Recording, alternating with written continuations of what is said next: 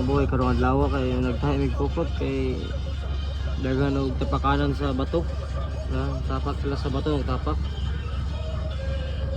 Simbahan may ginama, upat na katab si Maboy. Mapanigarang pupot kay nagtahi pa.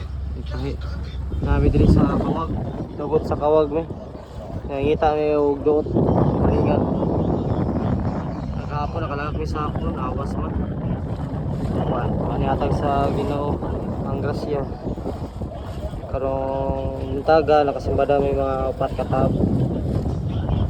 Tayo pa si pupot nagtahi. Ay daga gisi. Tapakan tong mga bato na ay gabok. Tayo sila tayo. Kabataan, kondisyon, tulog pa mga kabataan sa Kaboy. Tulog sa kuya. Mga kabano.